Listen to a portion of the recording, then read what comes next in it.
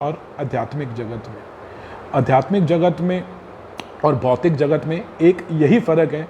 भौतिक जगत में ना लोग हमारे रिजल्ट देखते हैं, लोग मतलब कि ये देखेंगे कि ये रिजल्ट क्या है। आपने सारा साल मेहनत करते रहे लेकिन रिजल्ट समहाउ अनुकूल नहीं आया, प्रतिकूल आ गया, आप सपोज फेल हो गए, तो ये लोग आपकी ये नहीं देखेंगे कि तूने कितनी मेहनत की। लोग ये देखेंगे ये तो फेल हो गया, 10th में फेल हो गया, 12th में फेल हो गया। आपने सारी साल तब मतलब कि क्रिकेट का मैच जीतने के लिए, फाइनल वर्ल्ड कप जीतने के लिए प्रैक्टिस करते रहे, सुबह सुबह उठ के 4-4 बजे तक प्रैक्टिस करते रहे, अपना 100% से ज़्यादा दिया, अपना परिवार वगैरह सब कुछ भूल के प्रैक्टिस करते रहे। लेकिन अगर आप वो मैच हार गए तो लोग यही याद रखेंगे कि ये मैच हार गए। तो भौतिक जगत में लोग आपकी क्या देखते हैं, आपका रिजल्ट देखते हैं। लेकिन आध्यात्मिक जगत में भगवान क्या देखते हैं, हमारी एफर्ट्स देखते हैं। भगवान ये नहीं देखते कि इससे माला हो पा रही है कि नहीं हो पा रही, भगवान ये देखते हैं कि ये माला करने के लिए उठ रहा है कि नहीं उठ रहा, अपनी तरफ से 100% एफर्ट्स डाल रहा है कि नहीं डाल रहा। भगवान हमारे एफर्ट्स देकर ही हमें देते हैं। भगवान हमारी विल देखते हैं, उसके बाद हमें अपने आप स्किल सेट दे देते हैं। पहले हमारी भगवान विलिंगनेस देखते हैं। भौतिक जगत में क्या देखते हैं, रिजल्ट, और आध्यात्मिक जगत में हमारी भगवान एफर्ट्स देखते हैं। वो देखते हैं कि नहीं भी हो पाई कोई नहीं, इसने प्रयास तो किया। भगवान कहते हैं, गीता में श्लोक आता है कि अगर कोई मेरी भक्ति करते हुए अगर उससे कोई गलत कार्य भी हो जाए तो फिर भी उसे साधु मानना चाहिए। ये नहीं है कि हम उसे डिस्कार्ड कर दें। अगर वो भक्ति करता हुआ लेकिन अपने अगर वो अड़िग है, अगर वो पूरा तरह क्या कहते हैं, आप कह लीजिए कॉन्फिडेंट है कि मैंने करनी है, भक्ति करनी है, अगर उसे कुछ फॉल डाउन हो भी जाता है तो उसे साधु मानना चाहिए। तो भक्ति में कौन देखते हैं, भगवान क्या देखते हैं, भगवान एफर्ट्स देखते हैं। संसार में हर एक चीज़ डिक्रीज होती जा रही है, आनंद का लेवल डिक्रीज होता है जैसे जैसे हम बढ़ते हैं। पहले एक रसगुल्ला खाते हैं बहुत आनंद आता है, 2 खाते हैं आनंद आता है, तीसरे में आनंद कम होना शुरू हो जाता है, चौथे में अरुचि होनी शुरू हो जाती है। कोई भी भौतिक जगत में चीज़ है, पहले हम तो बहुत भोगने की शक्ति बढ़ती है कि हम और बढ़िया से बढ़िया खा लें, लेकिन फिर धीरे धीरे भोगने की शक्ति कम होनी शुरू हो जाती है। हम इतना चाह के भी नहीं खा पाते, या इतना चाह के भी नहीं घूम पाते, इतना चाह के भी अपने मनोरंजन नहीं कर पाते, क्योंकि हमें भौतिक सिचुएशंस के अंडर रहते हैं, भौतिक कंडीशंस हैं, हम बद्ध जीव हैं। लेकिन आध्यात्मिक जगत में जो क्या होता है कि आनंद बढ़ता ही जाता है। आप देखिए कि पहले इतना माला में आनंद नहीं आता था, थोड़ा सा भक्ति में आगे बढ़े, माला में भी थोड़ा आनंद आना शुरू हो गया। चांटिंग, डांसिंग और फीस्टिंग चलती रहती है आध्यात्मिक जगत में, चांटिंग, डांसिंग और फीस्टिंग चलती रहती है। भौतिक जगत में सब कुछ टेम्परेरी है। आपने कुछ भी अचीव किया वो उसी टाइम पे नष्ट हो जाता है। आपने हेल्थ अचीव की, अगले एक बीमारी हेल्थ सारी नष्ट हो गई। आपने इतना पैसा इकट्ठा किया, एक एक्सीडेंट हुआ, एक बीमारी, ये सारा पैसा नष्ट हो गया। आपने इतने रिलेशंस बनाए, एक आपसे गलती हो गई, सारे रिलेशन छोड़कर चले जाते हैं। लेकिन आध्यात्मिक जगत में सब कुछ परमानेंट है।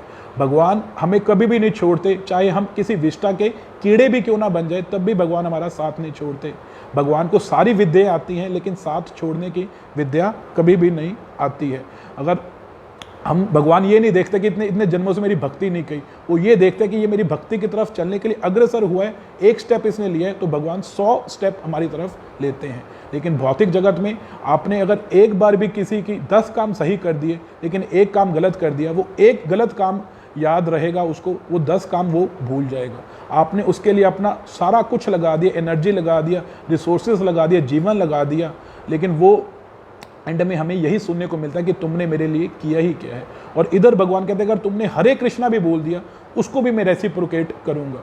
अगर तुमने कुछ भी मेरे लिए इतनी छोटी सी सेवा भी की, स्वल्पमस्य धर्मस्य, स्वल्पमस्य थोड़ी सी भी सेवा करते हो, तो उसका तुम्हें बहुत ज़्यादा बेनिफिट मिलता है। भगवान हमारे गुण ही गुण देखते, दोष तो देखते ही नहीं, इतने हमारे पाप को देखते ही नहीं, फिर भी भगवान, तभी तो नाम भगवान का नाम है पतित पावन। पतितों को पावन करने वाले हैं भगवान, पतितों को भी पावन कर देते हैं आध्यात्मिक जगत में। भौतिक जगत में क्या है, लोनलीनेस है। आध्यात्मिक जगत में सेलिब्रेशन है। भौतिक जगत में आप सब कुछ कर लीजिए, लेकिन फिर भी एक ऐसा व्यक्ति नहीं है जिससे आप दिल खोलकर अपने हृदय की बात कर सकें। Smiling faces, crying hearts. और आध्यात्मिक जगत में क्या है, आपको इतने सारे भक्तों का संग मिलता है। भगवान हमेशा तत्पर रहते हैं अपने भक्तों की सेवा करने के लिए। भगवान हमेशा तत्पर रहते हैं अपने भक्तों को सिक्योरिटी प्रोवाइड करने के लिए।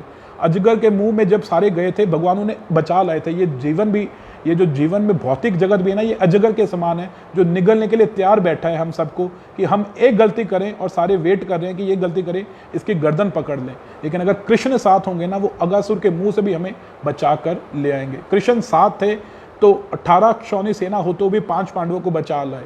कृष्ण साथ थे तो सारा कुछ एंटी होते हुए भी सारे, कभी हाथी से मरवाया गया प्रहलाद महाराज जी को, कभी हाथी नीचे को चुलाया गया, कभी पर्वत से नीचे दिया गया, कभी विष दिया गया, सब कभी अस्त्रों से कभी शस्त्रों से, फिर भी भगवान उस प्रहलाद महाराज को, छोटे से बालक को बचा लाए। कृष्ण साथ थे तो सारा कौरव लगे हुए थे, 100 के 100 कौरव कर्ण मतलब कि द्रौपदी को वस्त्र हनन करने के लिए, लेकिन कृष्ण साथ थे तो कोई कुछ भी नहीं बिगाड़ पाया।